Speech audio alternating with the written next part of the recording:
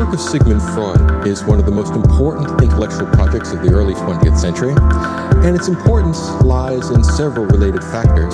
But perhaps the fundamental importance of Freud is that it brings together two incompatible or perhaps antagonistic trains of German late 19th century, early 20th century thought.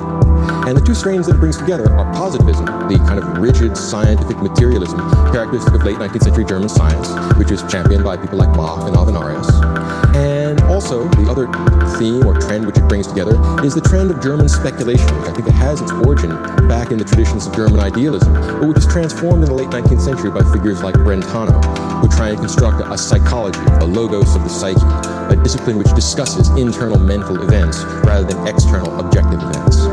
What Freud does, to his credit, is find a way of walking this tightrope, of bringing together both elements of scientific positivistic objectivity and a concern to discuss facts of the human psyche which are inaccessible to direct physical or scientific examination. So Freud has a foot in both camps. He is not a pure idealist, even though he deals with mental phenomena. He is not a pure materialist, even though he ultimately believes that mental phenomena can be reduced to physical facts. So he wants to have his cake and eat it too. The degree to which he manages to connect these themes is one of the reasons why his work has been so influential, because commonsensically all of us have a sense that the world is a physical thing studied by science, but we also experience the world in such a way that it's hard to talk about our experiences entirely in terms of a reductive scientific language. We feel love and hate, we feel guilt and pleasure, and it's hard to turn that into F equals MA. Freud manages to straddle both. Now let's think about Freud's conception of the self. It's derived from the tradition of Western philosophy, particularly the one that comes out of Descartes. And we have to think just a little bit about Descartes to see why Freud is important, why it's a big change. For Descartes, who is the philosopher of systematic skepticism, the one thing that he couldn't be doubtful of, the one thing that he couldn't call into question was his own existence. Introspection for Descartes, looking into the contents of your own mind, of your own experience, was privileged and transparent. In other words, from Descartes' view, if you don't know what's going on inside your head, who does? It's a very sensible idea. The problem that Freud offers us is that perhaps our introspection, perhaps our knowledge of ourselves is not clear, is not transparent, that it is systematically unreliable data. So what happens here is this. Freud takes the Cartesian cogito, the self, the observer of Western philosophy that founds Western science, and splits it. What we get here is a splitting of the subject. And this is almost perfectly analogous to the splitting of the atom, which is happening at just about the same time. In one case, we split the fundamental unit of matter and generate new and interesting epistemological problems from that splitting of our integral unit. Well, what Freud does is split the integral unit of the psyche. He splits the subject into its component parts, like splitting the atom of our mental world, and strangely enough, it generates unusual and previously undiscovered epistemological problems. Well, let's go back to this difficulty. The Cartesian cogito is easy to understand. You look inside yourself and you know what's there, and you know what you're doing, you know how it works. Freud says, suppose you don't know yourself. Where does that leave us? That makes the active introspection radically ambiguous. What shall we do now? How are we going to interpret that raw data? Because we definitely have sensitive fears and loves and hates and lusts and all kinds of emotions. How are we supposed to interpret that if we don't know it in any kind of certain way? If it's distorted, how are we going to find our way out of that labyrinth? Well, Freud works on this problem. And what he decides to do is to try and find the deep structure of the human soul, particularly the structure of the soul which we don't disclose to ourselves. And you can make the analogy back to Descartes.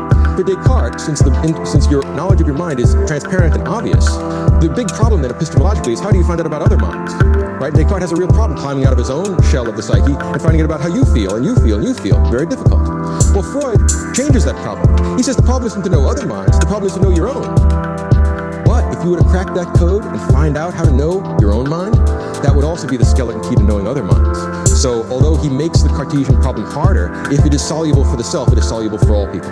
A great epistemological breakthrough if it works. Okay, it's an impressive achievement and a nice little intellectual gamble. Right? This is another reason why he's so influential. He's extremely imaginative, right? In a way that you can't directly expect of linear logical science. Now, what Freud wants to do is construct a scheme of translation between what the manifest content of your experiences are and the latent content. In other words, between the surface structure and the deep structure. If you have a dream about fighting Mike Tyson, Well, that's the surface structure, but the latent structure of that may be that you're dreaming, you're displacing your feelings about your boss or about politics or about some other authority structure, and that what you're doing is symbolically re-representing something which causes you great anxiety. Well, what Freud thinks he can do is give us a kind of algorithm for the various kinds of transformations that the unconscious undergoes or makes itself undergo, which generate the manifest structure of our consciousness. So what it is then, from Freud's perspective, is that the self is a kind of a code.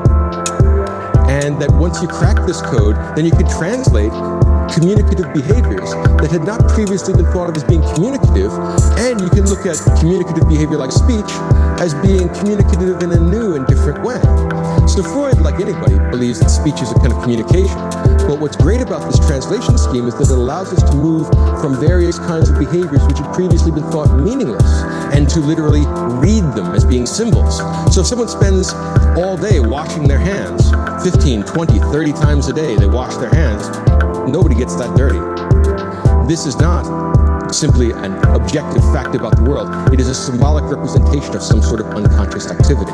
So what Freud does, what's brilliant about this, is that he reads, rather than merely looks at, certain kinds of behavior which we might not otherwise have thought communicated anything. That's the deep point here, and that's why in many respects this is a very impressive achievement. So we're going to look for this translation scheme, and once he finds it, Freud is going to extrapolate from this translation scheme and from this model of the psyche to all kinds of other matters, questions of art, culture, and among other things, what he's going to generate is a very pessimistic kind of social philosophy. He'll view religion as a giant anxiety neurosis. He'll view the human ego or the human self as not being Rousseauian and nice when you get born, exactly the opposite. He'll treat the individual human ego as completely driven by the pleasure principle until the reality principle intervenes. We are tyrannical machines for absorbing pleasure when we get born. We only get civilized and made social by the process of bumping into reality. So it's an anti-Rousseauian, anti-optimistic, rather pessimistic view of the human condition. Civilization causes us discontent, but God knows we wouldn't want to live without it. Then we would be pure monsters of desire.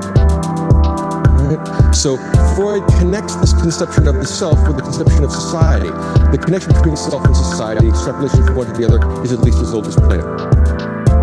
Right? So you can't ignore the fact that there's a social philosophy connected with this that is in many respects not just an epiphenomenon, but an important element of it. Now let's look at the development of Freud's work itself.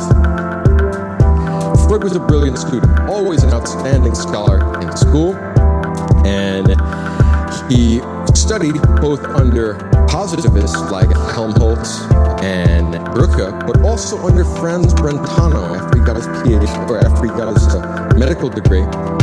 And Brentano was very important. He's not usually read anymore. He's kind of a secondary figure in the history of philosophy, but why? He's important as a teacher. He was Freud's teacher. He was also Edmund Husserl's teacher. And he was the teacher of a number of influential German intellectuals at the end of the 19th century. And what Brentano added to Freud's positivistic, hard shell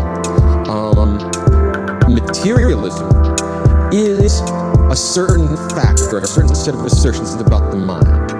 Brentano said this. He said, look, I like science as much as the next man. But the problem is that the intentional qualities of the psyche can't be eliminated. In other words, they're here to stay. Guilt and anger and fear and love and lust and all the stuff that's going on in your head, that doesn't ultimately reduce to F equals MA. Now, Freud thinks that in the long run it will. In other words, this is some sort of, he genuflects to the idea of positivistic reduction as one of the regulative rules of science. Brentano was more like an idealist. He says, look, never the twain shall meet. We have objective reality and a subjective reality, and we talk about them with different kinds of vocabularies.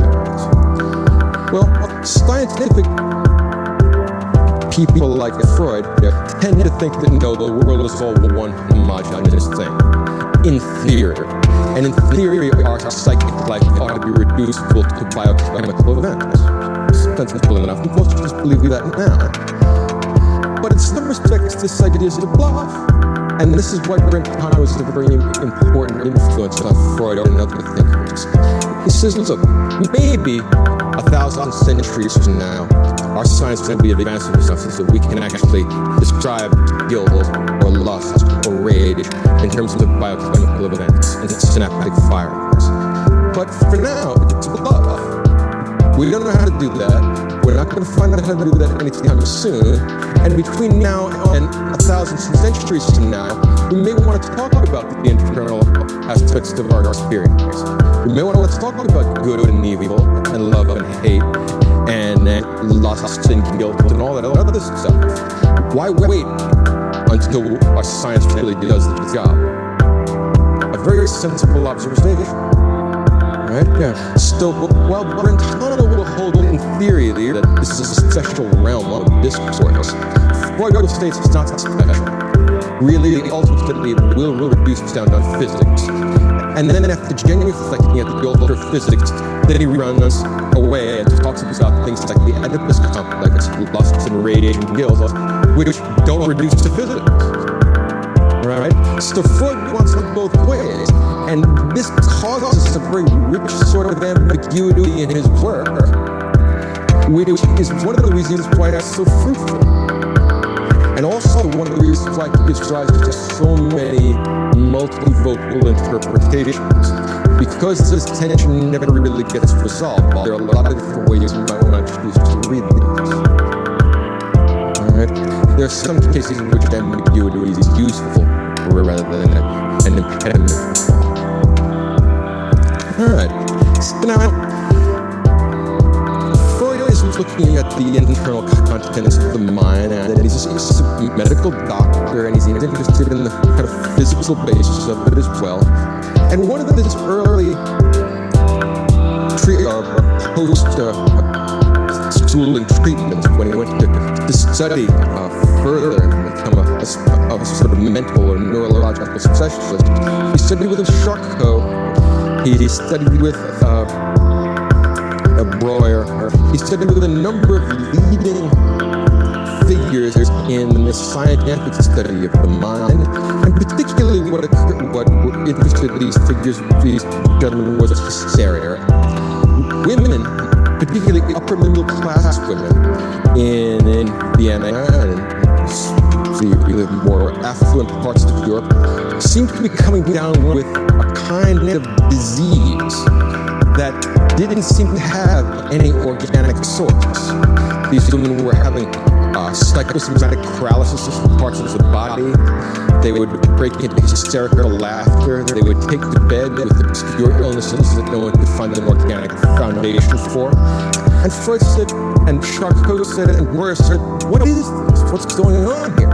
What kind of a disease is it that doesn't seem to be part of the body? And the answer, derived from Brentano, is that perhaps it's some sort of disease of the mind. Further evidence suggested that talking to these people was a very important thing. When you put these women under hypnosis, they would lose their psychosomatic paralysis and all their symptoms would disappear. And Freud thought that a very peculiar thing because, well, if this is a material problem, well, then why is it that talking to them, doing something non-chemical, gets this practical physical result? He thought about it for a while and didn't come to any completely satisfactory conclusion. But what he did, he published in 1895 that studies in Hysteria on Anna O's, he published with Breuer. And then the same year, or a little bit thereafter, he works out his seduction theory of hysteria. Right? The idea is that these hysterical women are hysterical because earlier in their life, they had been somehow sexually traumatized by some figure in their family, and that they repressed these memories, and now that these memories were unconsciously being symbolized in these symptoms. Now look here at the idea of the unconscious. The unconscious is what bridges the gap between the child and the adult. That's why it's going to be very fruitful for generating a theory of neurosis. The difficulty that he encountered is that so many of these women seemed to claim early childhood sexual abuse that he thought it was phony. After thinking about it, he said, this is probably a fantasy on their part. Probably this didn't happen. Now, there's been recently quite a bit of controversy about this. And I won't enter into this controversy because of the fact that I don't think it's a knowable proposition. These women that Freud talked to, were they or were they not really sexually abused? Frankly, I don't know. The evidence we have is just inconclusive. It is possible to read it either way.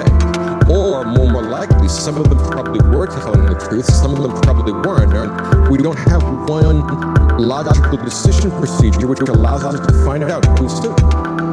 So you have to kind of take it as it comes and do the best you can with it. This is going to be one of the characteristic difficulties with Freudianism, right? It's more hermeneutic, a principle of interpretation, than it is a science. And the difficulty that emerges is that principles of interpretation offer a realm of possible interpretation. So what Freud does is vacillates for a while about the origins of hysteria, right? And then comes up with the idea that it's not a question of seduction, rather it's the projection of these women's unconscious sexual fantasies, right? And that's the difficulty. This is just a blockage in this sexual energy. Also, you'll notice when you read Freud, and while I'm on the topic of energy, is that he makes use of many hydraulic metaphors. I would emphasize that these are metaphors. In other words, psychic energy, right, is not energy in the sense that light is energy or electricity is energy, right?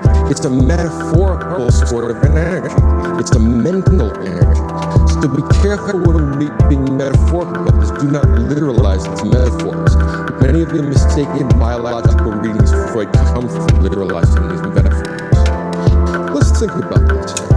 Their psychic energy is blocked, and they have unconscious sexual longings which are made into these hysterical symptoms. How are we supposed to solve this problem? The talking cure emerges. Freud finds, along with Breuer, that when you get to talk to these women and you ask them, what's going on in your mind? How do you feel? What is it that's upsetting you? When they discuss these things, they get a sort of catharsis. And this catharsis, at least in some cases, causes the remission of the symptoms. The conclusion that Freud draws is that these symptoms are a sort of symbolic representation of your unconscious sexual desires. When you find a verbal way of symbolizing these sexual desires, you no longer need to symbolize them as hysteria. And thus we have the beginnings of the cathartic talking cure. Now, from his work on hysteria and his work on the talking cure, he starts another big phase in his life when his father dies in 96. Freud then begins his own, what he calls self-analysis, which is a very important thing because introspection is ultimately going to be the foundation of every psychology. Even though many psychologists would like not to say so, they are all ultimately founded on their experiences themselves. What else could it be founded on? And this begs some questions that I'll bring up later with regard to how one goes about analyzing oneself. Right, and there's some very fishy intellectual moves involved in being the only one for whom the unconscious is transparent. But I'll bracket that for now and come back to the end. Let's assume that he does, as it actually historically happens, analyze himself, come up with an idea of what his real motives are and what everyone's motives are. From here, he begins his work on dreams. And this is one of the great achievements. His book, The Interpretation of Dreams, written in one burst of tremendous energy in 1899. And what he does is argue this. He says that dreams are the royal road to the unconscious. It is in dreams where we project our otherwise censored feelings. So dreams are a way of expressing our unconscious wishes, and these wishes are almost always sexual in nature, right? So it's wish fulfillment. Now in children, dreams are real straightforward. They dream about a mountain of candy. Why? Because they would like a mountain of candy. It's real easy to figure out how children's dreams work. Wish fulfillment. With with adults, when the superego gets added to your psyche so that you begin to feel ashamed or uncomfortable or guilty about your sexual longings, these things are transposed or displaced or symbolically reformulated. So what happens is that during waking hours, the sensor in our mind, the superego, doesn't allow these uncomfortable thoughts in. Say thoughts, edible thoughts about killing your father and having sex with your mother or your siblings, something that would be a great transgression. Well, your waking mind won't allow you to acknowledge the fact that you have these longings. But when the superego goes to sleep, it's possible for these things to get expressed in your dreams, in your sleeping life. And what this does is remove some of the pressure from the mechanisms of repression, which might become overloaded in working life. In other words, there's a sort of economy of the psyche, right? And it tries to maintain a sort of dynamic equilibrium between your waking life, in which the superego directs you to various kinds of activities and you integrate all your desires using the ego, and your sleeping life, in which case we have the sort of bacchanalia of the id. All your aggressive and sexual desires come out because God knows they need to come out somewhere. If you repress them too much, it will cause a breakdown of your mechanisms of defense. Okay, so in the interpretation of dreams, what we find out is that we're going to release the sexual pressure, and the dreams, if they're analyzed properly, will show themselves as symbolic transformations of longings. Note how the unconscious functions here. It's a sort of algebraic transformation between the manifest data of your dreams and the latent unconscious data of your real psychic life. So we get this sort of transformation, and then we get introduced technical ideas like displacement and transformation and condensation and overdetermination. The idea is something like this. Your dreams are very economical means by which your longings are expressed. So if you have a dream about, fighting a tiger, the tiger may be some problem that you're working on intellectually. It may be your wife. It may be your boss. It may be your kids. It may be a lot of things. Not only may it be any of those things, but it may be all of those things. Because of the process of condensation, we bring 2 or 3 or 4 different psychic states, unacceptable longings, into one symbolic structure. Right? This is called condensation, and it's connected with the idea of overdetermination. Right? Your dreams are overdetermined. They have more than one cause. It's a plurality of causes here. This is an intuitively true idea. It seems very plausible. It's going to cause us certain epistemological problems later when we look at it. Now, from dreams and the idea that dreams are a reflection of the unconscious, we managed to get a connection then between hysteria and dreams. 2 things that most people would never have thought to connect. And now we're going to connect it with a third thing that's even more interesting. Parapraxis. Parapraxis is a complicated name for mistakes. Right? People make mistakes all the time. Freud develops in 1905, or actually in the early parts of that decade. 1901, he publishes Jokes in Their Relation to the Unconscious. 1905, he publishes The Psychopathology of Everyday Life. And what he says here is this. The mistakes that you make are another symbolic representation of your unconscious desires. So when you forget someone's name, it's not that that's an accident on your part. It's not your memory just failing arbitrarily. That is a meaningful activity. And he reads that as being your dislike of the person whose name you have forgotten. You don't want to admit that you don't like them, so you just forget them and say, oh me, I don't remember that person's name. Freud thinks it's fishy. Or if you say, suppose I were to call Dr. Freud, Dr. Fraud, accidentally, if it were a slip of the tongue. Well, Freud would say, no, that is not a mistake of your palate. That is a mistake of your psyche, right? And you're really saying something about what you think this intellectual activity is. There are no mere mistakes. So what Freud says is that slips are Freudian, that they are ways of symbolically representing unconscious wishes that you don't even know you have, which is what connects parapraxis to dreams to hysteria. All of them are symptoms of the unconscious. Freud is reading the whole domain of human behavior as a language or a set of languages, which is the code in which the unconscious discloses itself. A very brilliant and deep way of bringing together a surprisingly heterogeneous number of things. Who would have thought the slips of the tongue were really a kind of dream, which were really a kind of hysteria? An interesting thought. All right, so we get these parapraxes, and then from there, he develops, the next stage in his intellectual development is the development of infantile sexuality, which at the time was one of the most controversial of Freud's ideas. Freud believes, since he gives up on this Rousseauian optimistic view of human nature, that human beings are little monsters of desire, and they want. They want a bottle, they want to be changed, they want to be warm, they want to be held, they want to be taken care of, they want to go to sleep, they want to wake up, they want.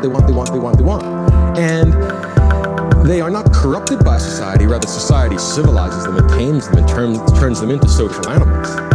Well, the infant is driven by the pleasure principle, the desire for pleasure, and Freud plays kind of fast and loose with the idea here of sexuality. For most of us, sexuality is an adult activity, right? I mean, almost by definition, you have to go through puberty to have what we call as usual technical specific sexual activity. Freud says no. He means sexuality in the large, extended sense of pleasure. Right? And you have to be very careful when you read Freud, because it's easy to think, well, I mean, what is the sex life of a baby? Well, the sex life of a baby is things like drinking its bottle, longing for the breast, longing for warmth. What he means by sexuality is pleasure. So he says that human beings necessarily go through definite stages of development. They move from the anal to the oral to the genital phase. The genital phase, the final phase of sexual development, is adult, healthy sexuality. And this is the pursuit of pleasure, which is both natural and socially desirable, satisfactory. And from the idea of infantile sexuality and the genetic structure of psychic development, Freud then puts together a full-blown theory of the unconscious, which is kind of the heart of his system. Right? The key thing about the unconscious is not that Freud offers us that idea. Actually, that's an old idea. It's a borrowing. It's at least as old as Schopenhauer, the idea that human beings have an unconscious. Freud didn't develop that. What's revolutionary and interesting about Freud is the fact that he offers us not just the unconscious, but he says that there are law-like behavior of the unconscious, which I can explain to you. In other words, it's not arbitrary or chaotic. It is not idiomatic or subjective. All of our unconscious activities, the unconscious element of our mind, have a common structure which can be discerned. That's why all of our mistakes refer back to our specific unconscious activities. Our dreams, even though your dreams are different from mine, refer back isomorphically to your unconscious. So the unconscious works by certain definable laws. That's what Freud's great achievement is as far as he is concerned. By the time he gets to 1923 with the new introductory lectures on psychoanalysis, he's got a general model of the mind, a three-part model of the mind, the id, the ego, and the superego, which is very well known and kind of one of the basic points of Freudianism. First of all, that's not new either, right? Just think of Plato's idea of gold, silver, and bronze, right? They isomorphically connect very nicely. Think of the old Christian idea of God, man, and the devil. They're really isomorphically the same thing, and they all take up about the same amount of space, right? What they are is symbolic ways of representing different psychic attitudes, right? One is the first two are the product of pre-scientific societies. Freud is the product of 19th and early 20th century Germany, but what it really is a reformulation of the same basic ideas.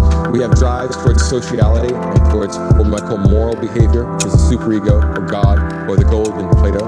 And we have drives towards sex and death, which is the id in Freud, but it's also the devil in Christianity, and it's also the bronze in Platonism. All amount to the same thing. All are structures of the soul.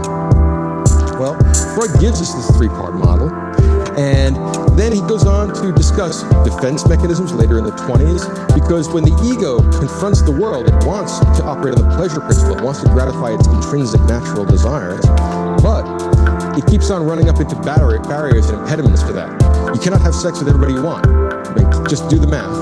It's not going to work. You can't have all the food in the world. You cannot have all the drink in the world. Even though you might want an infinite amount of pleasure, it's not possible. When we encounter the reality principle and our desires are frustrated, we generate defense mechanisms, right? And so Freud actually gives us the details of the various algorithms by which we distort our consciousness through these defense mechanisms, right? So what we get here is a big form that Freud alleges is true for all psyches in the way in which they interact with the world. They're kind of oscillation between the pleasure principle and the reality principle. Now,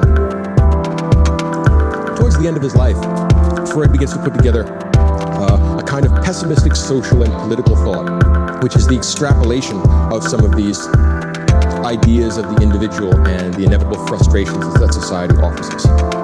First off, one of the most important ideas is in 1927, The Future of an Illusion. The argument that Freud makes is that the monotheism of Judaism and Christianity and Islam is, in fact, really an infantile neurosis.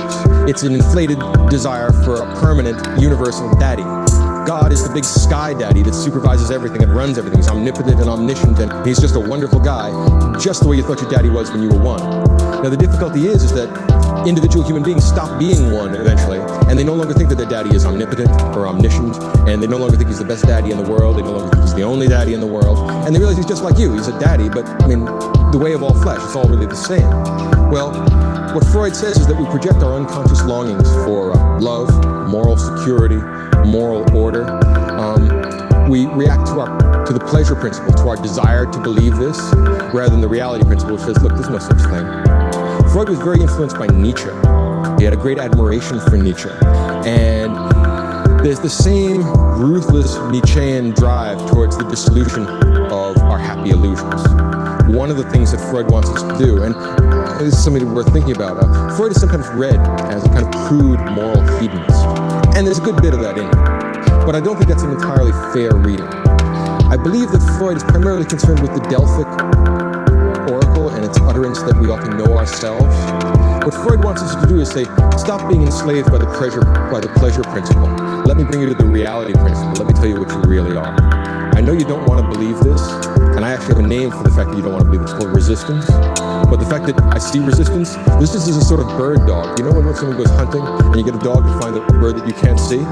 Well, Dr. Freud talks to it until he finds resistance, and as soon as he finds resistance, that's the bird dog that points to your unconscious longings. Points out every time. Whenever you see resistance, it's always pointing to something you can't see, but when Dr. Freud walks in there, up comes the bird. Up comes those unconscious feelings.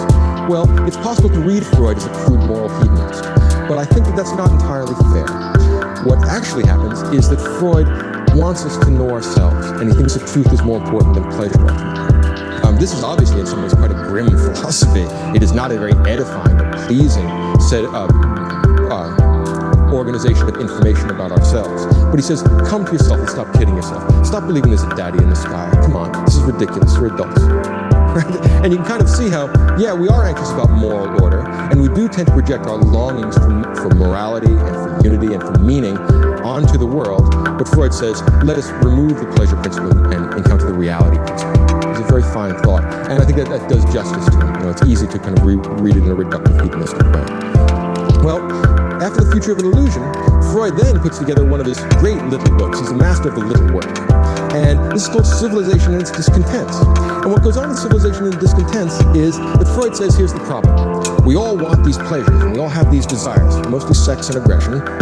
And in order for civilization to exist, we have to systematically frustrate these desires. In other words, you can't satisfy your desires outside of civilization, right? I mean, Hobbes was right. I mean, in the state of nature, people's lives are nasty, brutish, and short. So in order to have any kind of human existence, you need society, you need civilization, but civilization is going to tell you stuff like you can't have sex with your parents, you can't have sex with your siblings, you can't have sex with your children. That's called incest, and we don't allow that. And what Freud says is the problem is that people are constructed so that they want this. And he says, look, if people were not constructed so that they desired it, we wouldn't have a universal taboo against it. Note that when we look at anthropologically through all cultures, we don't find a taboo against sprouting wigs and flying. And the reason why we don't have a taboo against that is because nobody ever does it. We have a taboo against incest everywhere because people always have a desire to do that. Elsewise, it would be superfluous. He's right about that. So if this is not superfluous, but actually is a reflection of intrinsic human nature, what that means is that we are in a sort of double bind. We cannot find happiness outside of civilization, and alas, we cannot find happiness within it. So there's a deep pessimism here. There is an idea that the conflict between the individual and society ultimately can't be resolved.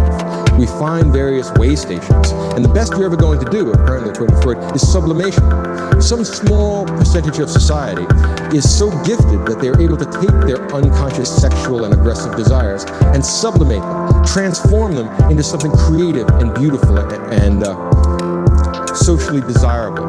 This would be called things like art, religion, and philosophy.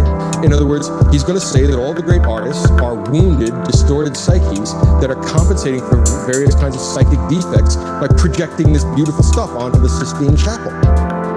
There is an argument to be made for that, although perhaps it is a little bit reductive. It is not at all clear that that's what all art is, sublimation of sexual desires.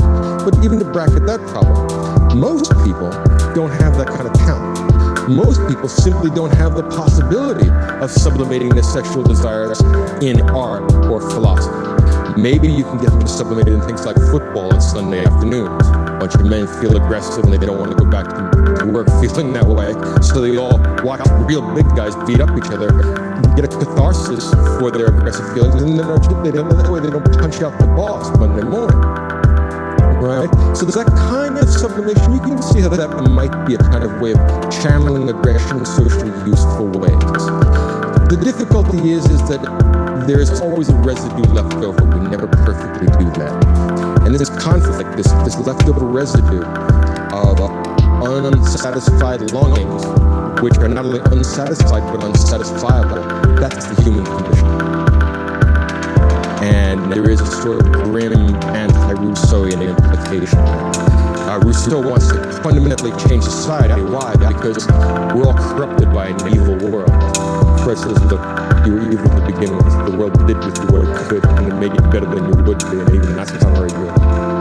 Right? So there's a real negative kind of an emphasis here, and it shouldn't be seen as an epiphenomenon of Freud. The social theory is built right into the theory of the individualist. Now, before I leave you, I think I want to talk about some of the difficulties here, and there are many of them. I tried to give a kind of an appreciation, not just a criticism of Freud, because there's a lot here that is worthwhile. But I think first off that all the biological, positivistic, scientific readings of Freud are all wrong. So everybody who wants Freud to be a scientist, I just think that's completely impossible. I think it's a big misreading. And I think once we get beyond that misreading, we can really begin to appreciate it. So let's first of all think about the problem of falsifiability. Karl Popper and the whole school of Vienna Circle, and the later neo-positivistic kind of thinkers all have a common set of objections to things like Freudian psychology. They say, how can you test this? Can you falsify it? The argument is something like this. For every proposition about nature in inductive or in scientific research, there's always some way we can test, and specifically some way we can falsify our hypotheses. So we say things like, water boils at 100 degrees centigrade, which in fact it does. Now, if you have any doubt about that, let's just go to the lab. And I'll get out a Bunsen burner, I'll get out some water and a thermometer, and well, there we go. It boils at 100 degrees centigrade. What do you want me to say? Physics speaks with one voice, and we know how we get the answer. And if you have any doubt about anything that I claim to be a physical fact, I know how to go back and test it. Go to the lab.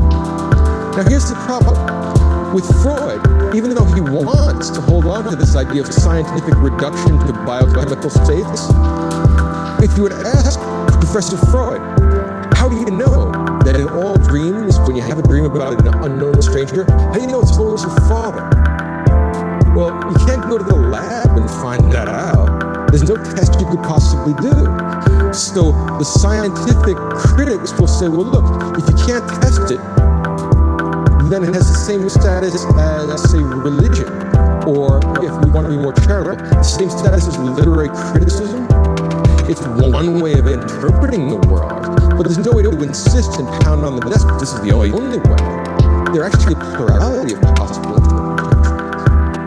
Right? So it doesn't, in other words, Freudian psychiatry does not speak with one voice the way we would like physics to speak. It offers us a plurality of possible hermeneutics, possible perspectives. Right? This means that it is never going to get to that scientific certainty, or at least that scientific univocality that most of us long for. So I think the attempt to read this as a kind of scientific activity is just wrong. And it runs into all kinds of problems. For example, do you really analyze dreams in the way you analyze blood? I think it's a metaphorical sort of analysis. I know what you do when you analyze blood. You break it into its component chemical parts. It's not what you do when you analyze a dream. You don't put it into a centrifuge and whirl it around. What you do when you analyze a dream is that if Professor Freud or Dr. Freud asks you to free associate, and he uses free association as a way of kind of fishing for the translation scheme from your dream, in your dream's manifest content into its latent content. And when he knows sufficient enough, and he feels like he can interpret your dream, then he's done. Now the difficulty is this. Freud himself said that dreams were a product of a process called condensation. We get lots of different things and symbolize them in one thing, like, the alligator that was trying to eat me in my dream or something like that. Is it difficult? Assuming that we go for condensation and the correlative idea over determination, that the crocodile in my dream was caused by many feelings that I have? How do we know when we've exhausted the interpretations of this dreaming? It's an endless process. In practice, the way Professor Freud knew that he had finished interpreting a dream is when he said he was finished. Now I understand the dream, and now it's interpreted. The question is, different psychologists using different questions in free association might come up with different interpretations because it's so overdetermined. You never get to the end of interpreting any one dream. So there's no way of knowing how to logically close this off. This point is something that I want to emphasize. Aristotle's idea of phronesis. Aristotle, the greatest philosopher, thought that all moral judgment involves something called phronesis, which is translated into English as judgment. You have to have a certain amount of judgment. There's no one formula for right and wrong. I mean, we can get some sort of parameters to it, but the nitty-gritty of it resists formulaic treatment. Well, may I suggest that psychoanalysis is the same kind of thing? It involves a certain kind of judgment. And I wouldn't want anybody to become a psychoanalyst that didn't have what I would describe as good judgment. But the difficulty is that I can imagine people having good judgment, but not completely agreeing about everything. Right? And what that means is that we can never eliminate the phronesis, the subjective element of psychoanalysis. This is another reason why it resists the possibility of being turned into a hard-shell natural science. My estimation is that Freud grew up in late 19th century German-speaking Europe and developed in early 20th century German-speaking Europe at a time and a place where science was at its all-time epistemological high. Everybody genuflected, to the shrine of science. What I think Freud did was kind of metaphorically put on the white lab coat so he could get his treatment of the internal facts of the psyche taken seriously. Right? I think that it is a mistake to try and do that now. When we look back on it, most of the claims won't work if we want to read it as a scientific activity. Part of this problem comes from the German word science, too. I guess I should note this. Those of you who have the German, the word for science is Wissenschaft. And in English, we call science science. Now, when we talk about science nowadays, just in common, ordinary language, English, where we use it, we mean things like physics and chemistry, maybe biology, and astronomy and things like that. We don't mean things like literary criticism. Usually we wouldn't call that a science. And most people wouldn't call theology a science, right? Whatever you want to call it. Well, in German, it doesn't work that way. They don't parse knowledge like that. The German word Wissenschaft means an organized body of knowledge. That includes things like physics and chemistry and astronomy. But for the Germans, there's also things like Literaturwissenschaft, which is literary criticism in our language. There's also Theologiewissenschaft, theological science. In that sense of the word science, yes, psychoanalysis and Freud's whole project is scientific. It's an organized body of knowledge. In the sense that literary criticism is an organized body of knowledge. But like literary criticism, it is multivocal. It is a system of interpreting things which does not exclude the possibility of other systematic interpretations. It is like literary criticism or theology. Right? In that sense, it is scientific. It is not scientific in the sense that physics is scientific. The unconscious is not an entity in the sense that the liver is an entity. Right? When you stop making those category mistakes, you can begin to really appreciate what a great thinker Freud is. Right? Because he's talking about something, the internal contents of our psyche, that just resists strict, hard-shell scientific discussion. In other words, I know what it's like to talk about atoms or chemicals, because they're out there and they're in the public domain, and so is language. When I start to talk about my fears, my loves, my hates, my dreams, my lusts, all that kind of stuff, I'm taking something that's private and internal and trying and making it external.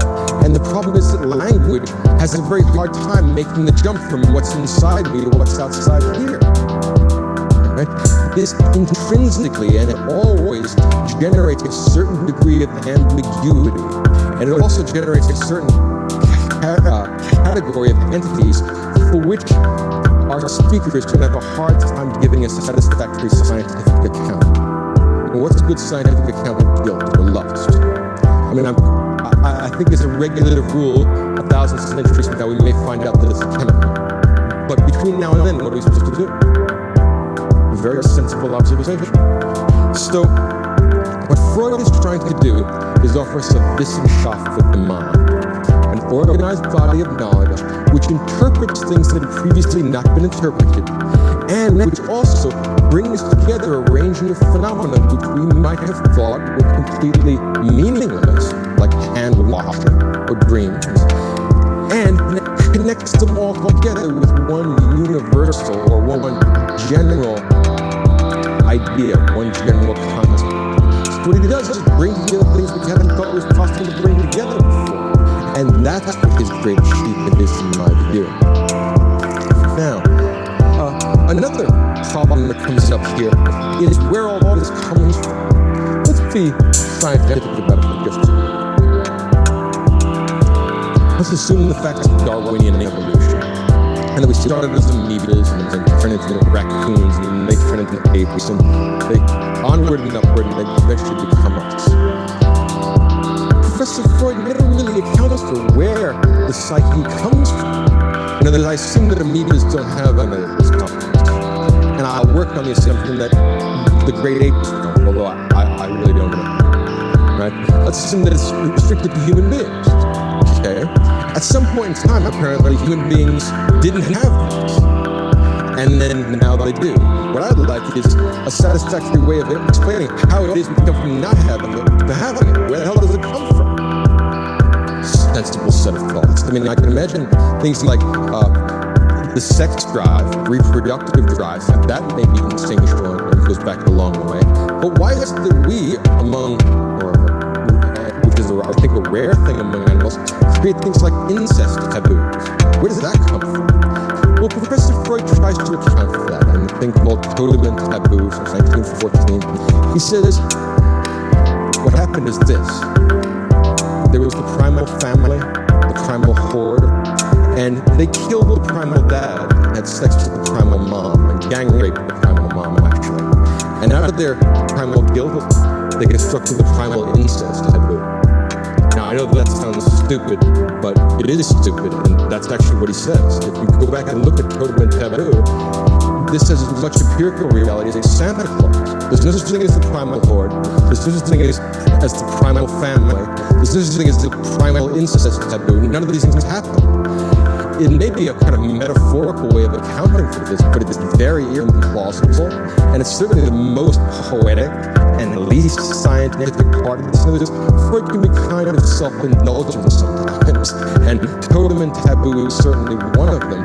And he doesn't have any satisfactory way of accounting for where this mental stuff comes from and how it genetically over time develops the structure.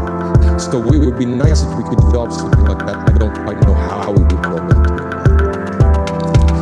Let me look at my final observations here and kind of knock out a general set of thoughts about Freud. I think, first of all, we have to admit that you can't eliminate the element of phronesis. You can't eliminate judgment from our discussion of the mind and from Freud's discussion of psychoanalytic interpretation of the human psyche. That means that it's multivocal, not univocal. And that means that it is a hermeneutic, a set of principles of interpretation, not any kind of scientific activity. If you look at it as a way of interpreting human behavior, then it's actually fruitful and quite insightful. You can find out quite a bit about people, and you would know a lot about my psyche if I would say, well, Professor Freud rather than Professor Freud, if I would make that kind of Freudian slip. But here's the difficulty you're going to find, or one of the difficulties. When I was typing up the outline for this lecture, I made lots of typing mistakes. Are all my typing mistakes parapraxis? I mean, are they all messages from my unconscious?